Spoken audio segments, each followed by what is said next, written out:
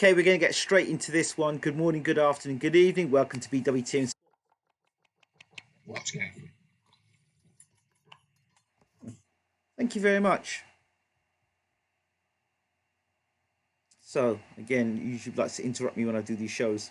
So, good morning, good afternoon, good evening. Welcome to BWTM Sports. We're getting straight into this one. Tony Harrison versus Jamal Charlo, the rematch. Lots talked about. I think PBC and Fox done a great job in promoting this fight. The face-off was amazing. The build-up was great. And we got also a great fight as well. And they generally still don't like one another. First of all, congratulations to Charlo. You had to overcome a lot and still come back and beat Harrison. Congratulations to Derek James. Two-time. Can I get a two-time? Can I get a two-time? Yep. Two-time for Charlo. WBC super welterweight champion or light middleweight champion in the UK. You would say that. So yeah, I had Harrison winning the fight. By the way, I don't know where they were going with Charlo up on the scorecard because I thought Harrison was throwing for the most part the better punches. Charlo seems to like at times blocking shots with his face, and it's something that I think they need to address. No disrespect to Charlie. He does do some nice, does roll nicely at times, but I don't like the way he gets hit on the side of his head. For me, as just watching him from a trainer's perspective, or because I want to look at the game a lot differently from a trainer's perspective, or maybe I don't like the way he's taking him, sort of blows to his head. But at the same time, he got the job done at the end. And congratulations, good to see him have the title back. I know Harrison was talking about the trilogy. Last night I was texting back and forth to quite a few people, boxers, male and female boxers from around the world, about this fight because of our connection to Tony Harrison and to Charlo. Tony Harrison, obviously, we had on the channel before he fought Joe Hurd for the title the first time round, and we heard about his story, being trained under Emmanuel Stewart. His relationship with Jim Lampley. It's a great interview. If you ever get a chance, type in Tony Harrison, BWTM Sports. A great interview. You get to hear a lot more about Tony Harrison. Super bad. Detroit fighter. And obviously working with Thomas Hearns as well. You know, he a world-class boxer without a shadow of a doubt. In my mind, a world-class boxer. That being said, and I'm looking at this now. I'm not trying to look at this anymore. I'm not trying to look at this game anymore from from a guy behind a keyboard, or just I'm trying to look at this more in a managerial, promotional type of role situation here, and that's how I'm trying to look at things from now on. Now, Harrison, I said this. I was being texted back and forth, and I think I text somebody in around the 6th round, and they were saying, yeah, it's a really good fight, Harrison's doing well. I said, text one word. I said 2 words. Harrison stamina. And the person said, what? And I said, Harrison stamina. I said, Harrison stamina's going to check out on him, and don't be surprised if Charlo knocks him out. So I text it. And the next thing I turn around and see, oh my God, I'm look at the screen, looking at, oh my God, and seeing Harrison getting hit with uppercuts and his head being removed from his shoulders about 3 times over. And the stoppage. Look, he got dropped in the 2nd round. And the way he got knocked out, the way he fell apart sensationally. He fell apart sensationally the same way when he fought Hurd. And the first comment I said was, it's either Harrison has got mental demons in the sense that he can't hold it together in big fights, or he's got stamina issues. Either way, it's not good. When I saw him doing all the clowning later on in the fight, I thought, you know what? This guy is clowning, but he's trying to catch a breather. I was talking to Uncle Bashir about this. I thought, he's trying to catch a breather, There's something not quite right about Harrison. I can't put my finger on what it is. And I knew the first fight he had with when he fought Hurd. I remember the commentator saying, "Oh, Tony Harrison was eating sugary sweet or sweets, kiddie sweets." And I thought, oh, it was a sugar thing. Where you get that high, and then all of a sudden with the sugar high, suddenly it just drops on you. I thought, well, maybe it's his diet. But then check this: Harrison's what, 6'2" as a super welterweight, light middleweight. Check this one out. Did you know? And I didn't know this about Harrison. He walks around at 180 pounds. Well, 175 pounds is a light heavyweight. A light heavyweight. So he's just above that. I mean, like, hello? Yes, I'm down. I'll cross the road from Nationwide. Where the Rush is. Rush Hair Store? Next door to that. Rush Hair Store. Yes. Go to the Nation. Yes.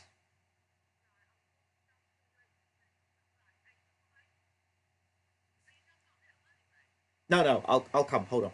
Hold on. I'll have to come back a second. Hold on, people. Back in a second. Back in a second. Give me 2 seconds. Crazy people.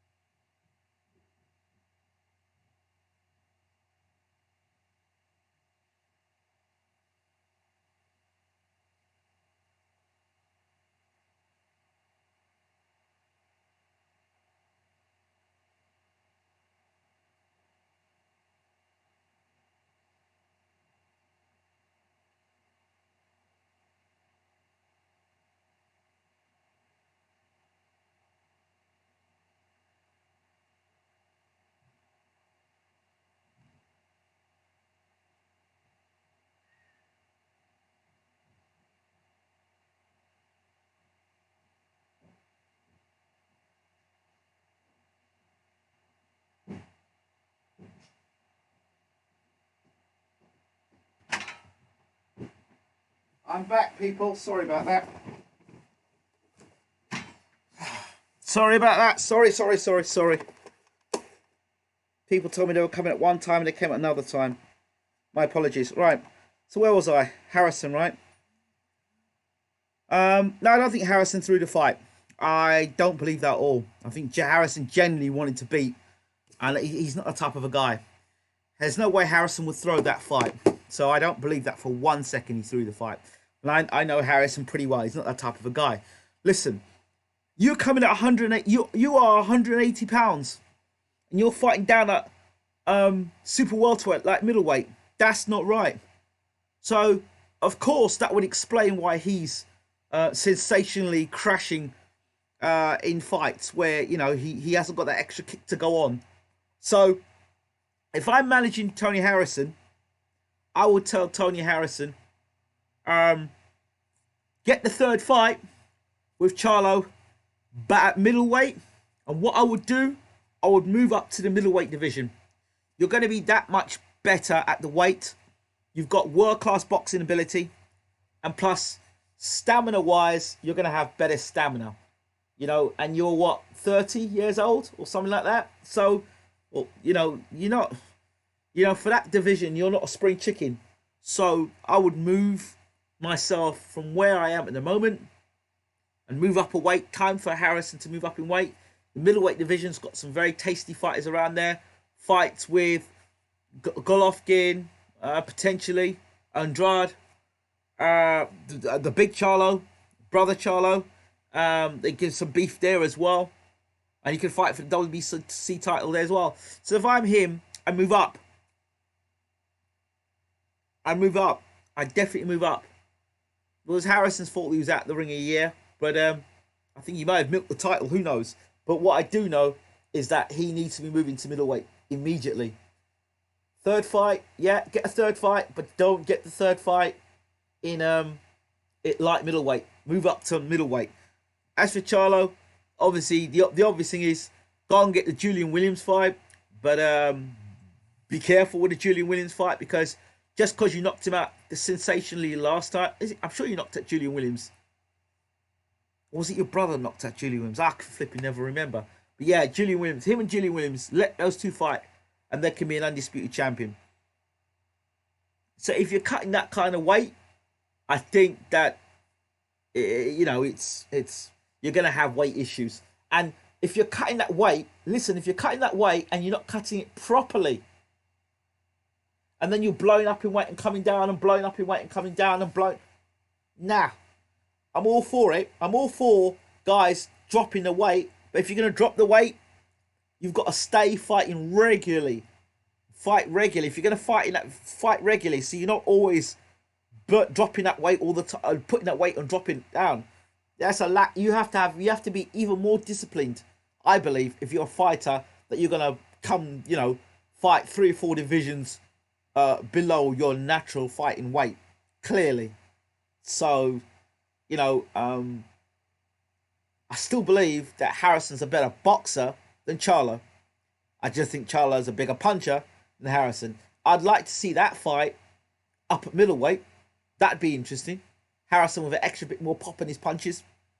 That'd be interesting. But yeah, so obviously the obvious fight for Charlo is the Julian Williams fight. And like I said, for Harrison, forget a third fight of Charlo. If I'm managing you, I move you up to middleweight. You fight in the middleweight division. There's some very good fights for you out there. Why not? I haven't seen the Daniel Dubois fight, but that guy Fujimoto or whatever it is, it sounds the name of a photo company or camera company, Fujimoto or whatever, whoever his name was. Yeah, bottom line is he couldn't string a sentence together. Daniel Dubois, I come knock you out. I thought, no mate, you only lasted 2 rounds. So I'm gonna go and watch the Daniel Dubois fight and see what's going on with that fight, and then come back to you.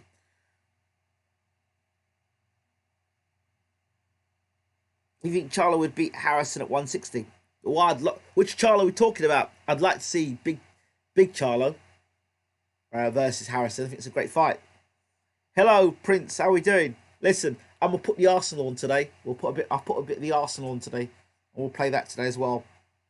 So yeah. Any more thoughts about this Harrison Charlo fight? Not really. Apart from it's a great fight. PBC had a great card from what I understand. And that's how you put a fight together. You know what I mean? 2 guys that generally don't like one another. And at the end, there's still bad blood between the 2 guys. That's when you know it's real. They're not cuddling, hugging one another and shaking hands and saying, yeah, he's like how Bellew and Hay were. That's proper bad feeling afterwards. Fujimoto, last 2 fights were against a former middleweight or something. And just before a Dubois fight, he was fighting top 15 WBO. Alright, yeah. Fujimoto, that's it. And then I thought the other hyped up guy, a Jagabag or whatever his name is. Oh yeah, he's going to be the next heavyweight champion of the world. He got clipped last night, for what I understand, and he got dropped. So, and he was against a guy who was fighting most of his career as a cruiserweight. So, yeah, well, of course, that guy probably didn't know his left hand from his right hand. And the way he got knocked out was the way he got knocked. I saw the knockout. I thought, you know what? When I looked at his face, when I looked at his Fujimoto, whatever his name was, when I looked at his face, and I saw him go, Daniel Dubois, I come knock you out. When I looked at him do that, and the way he was walking up, there was some walk he was doing, even walking to the BT, he looked like he had piles. He looked like he did doo-doo in his pants when he was walking. But anyway, Fujimoto, no, I just saw, I can imagine, Daniel Dubois knocking him out the way he got knocked out. Yeah, this is what I'm saying. Until these guys get clapped on the chin, or these people jump, oh yeah, Ajagabag, whatever his name is, yeah, he's going to be the best heavyweight in the world. Yeah, he might become it. But these heavyweights, these guys banging guys over, when they get hit back on the chin themselves, that's when you kind of know where it's at. You're getting banged over, you're getting dropped by a guy like that. I don't know what his record is, but I understand he's a cruiserweight. Oh no, he was a cruiserweight. Oh yeah, let me get my camera back up. Yo, check this out. A bit of sponsorship here. Check this out. So company, right? Buy one. Buy one.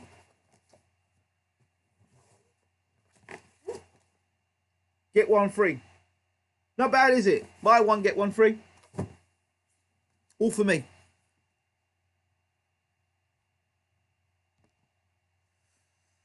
So yeah. Yeah, exactly. You got to, but I was behind the Ugoda thing at one point, but he wasn't dedicated to the sport. That's why he's retired now. Yeah. Right. So I don't think there's much more I want to talk about, really. The Jacobs fight. Yeah, I'll just talk about Jacobs fight quickly. What did I tell you about Jacobs and Chavez? I didn't even bother watch the fight to tell you that is proper garbage. That is garbage for you. Absolute garbage.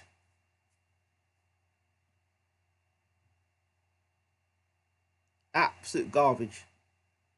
And yeah, I've got to give a shout out to my man. What's his name again? Josh Sunderland. Shout out to Josh Sunderland. I hope you're well. Did really well, son. In the Ultimate Boxer 6, did really well. He beat Sokolowski. That's good on your record. And that guy you thought was the other guy you thought was a man. I think he was just exhausted. So yeah, I commend you on your FM stream, but I'll share the comment here. Harrison would not have any power at 160. He wasn't knocking anyone out once he stepped up his level of competition. Yeah, look, this is the thing. You remember he's fighting. I think you lose a bit of snap on your punches when you lose so much weight. I think I'd like to see him move up to middleweight.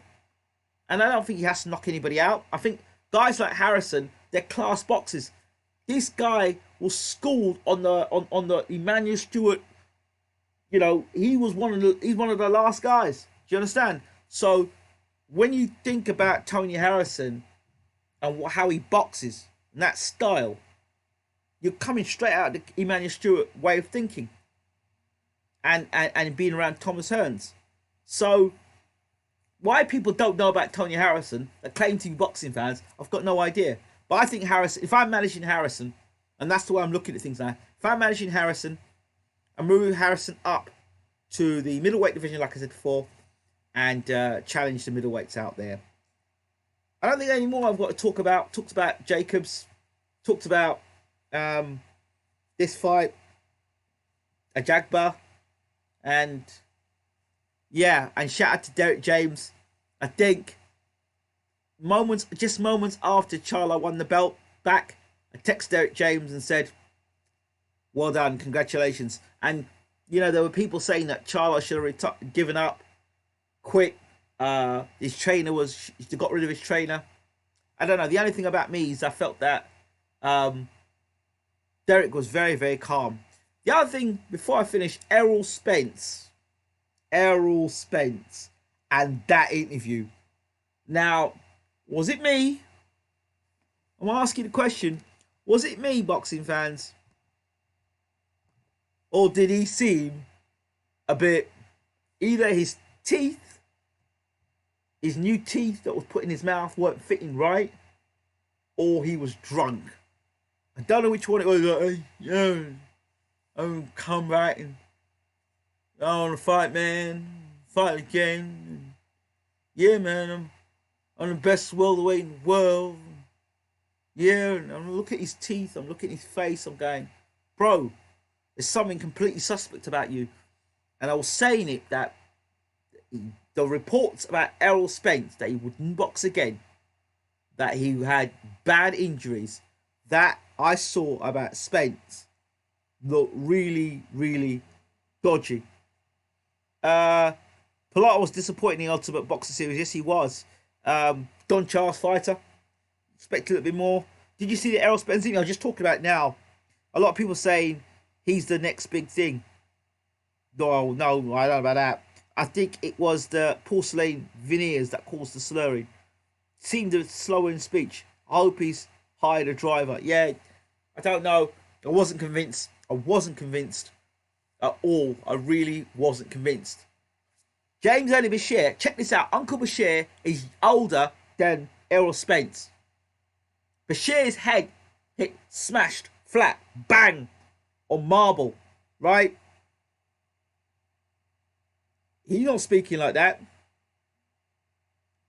He's not speaking like that. And he's got his teeth knocked out. He's not speaking like Errol Spence. Spence just didn't look right at all. He looked completely suspect. But fight fans are wanting back in the ring. I don't want to see him anywhere near the ring until he's 100% fit. 100. In fact, 150%. No, 200%. Because he looks proper suspect. But that's just me. Right. I think that's about it for me. I'm going to tuck into this 100% fresh dough pizza. And yeah, I think that's it. Thank you all so much for watching. As always, we're out of here. Take care.